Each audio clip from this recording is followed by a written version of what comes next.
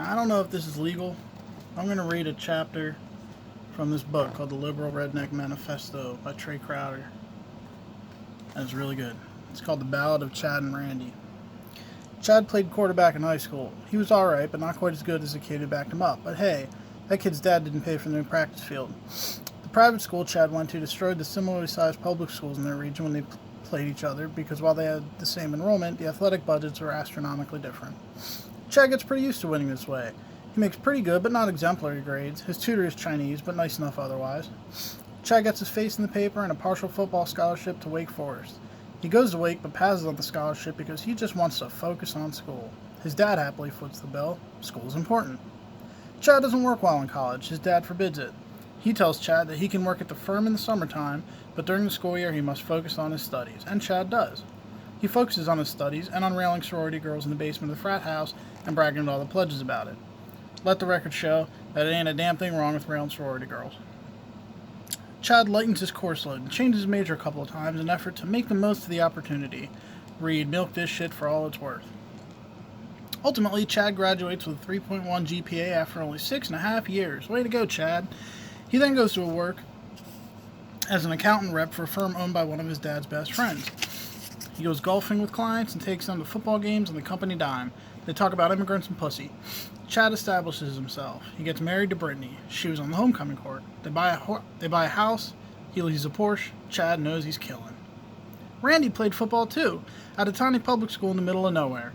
Randy wasn't the greatest athlete, but that boy could hit, and he always left it all on the field. Still, no scouts came to Randy's games. His school is known way more for being a punching bag for the region's private schools than for producing collegiate talent.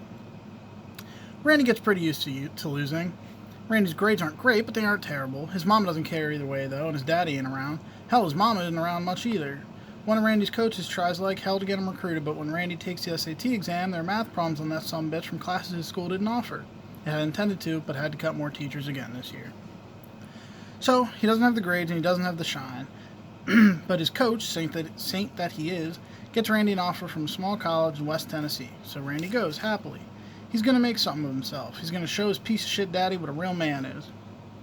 And Randy does well. After all, the boy can hit. He can't work on account of football and class taking up most of his time, but he gets some loans. Hell, it won't be nothing to pay those back once he gets a good job with his degree. But then, halfway through the first year, Randy takes an awkward hit and tears his knee all to hell. The training staff rehabs him through the spring, but when he isn't bouncing back, his scholarship gets pulled. Oh well, Randy thinks he'll just work now. He's a good worker anyway. He can pay his own way. But Randy has to wait for his knee to heal. Oh well, one more loan won't hurt. Randy starts working, but between the hours he has to pick up and the pain in his knee, he thinks something's off with it, but he doesn't have access to the trainers anymore. And he doesn't have health insurance, so, hell, he'll be alright. Randy's struggling. His grades slip, his bills rack up, and just like that, Randy flames out. He moves back home, where the hell else is he gonna go, and starts working trimming trees with some buddies from high school. He has some hydro pills now to help his knee through it. He feels sick a lot, though, too. And even with his insurance, it's all he can do to afford the pills, especially trying to pay off those goddamn student loans. And then just last week, his truck breaks down. He doesn't have a way into work, but the boss ain't trying to hear that shit. Randy thinks he might lose his job. Then what? He could get on unemployment or something for a little while, just until he gets on his feet. Randy feels like he's dying. Now see, every word of that you just read was made up, but every word of it is true, too. Do you see the difference between Randy and Chad? Randy needed and failed to soar in order to be able to make a successful life for himself. Chad just had to not fuck up. Now, to Chad's credit, lots of shitty rich kids do fuck up, but that's the thing. Even when they do, they get bailed out time and time again. Y'all ever heard of a fellow by the name of Jonathan Football? Jonathan Manziel. He's a professional rich douche who also played football for a little while. Randy fucks up one good time, that's it, buddy. And as the narrative above illustrates, he didn't even have to fuck up. One bad break is plenty enough. And you might think that blowing out Randy's knee in the story was a cheap trick, but it doesn't even matter. Even if Randy had made it all the way through at the end of the day, he'd have a middling GPA and a garden variety degree he got from a wholly unimpressive school. No references, no connections, mountains of student loan debt. Fuck the country song football injury story. It's not necessary. The fact remains, the deck is stacked irrevocably against Randy, and Chad is playing with pocket aces. Yet most of this country's Chads look at Randy with disdain. You know why? Because they just don't get it. And they don't care to. It doesn't matter to them. Why would it? It's not their problem.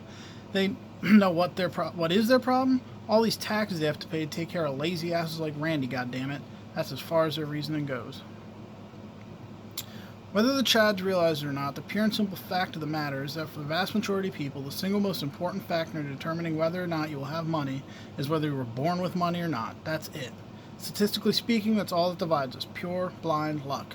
Chads don't like to hear this because they feel it detracts from all the hard work they've put in to get where they are. Well, sorry, Chad, but the numbers don't lie. Sociological studies, including landmark cases from Harvard and Johns Hopkins, have all consistently found that, by and large, if you're born into a poor family, you'll be poor, and vice versa. Why is this the case? Well, there's sociological theories on that too. But this is our book, and we ain't writing a book just to talk about what other sumbitches found out. So now we're going to give you our thoughts, and then it goes on and on. It's a really good book. Here's the actual cover. And you should read it. And again, don't sue me. Just pull the video down if you have to. Spooks are on the internet. Just don't sue me. I don't have any money anyway. You ain't getting no money. You can put me in jail, but you ain't getting money.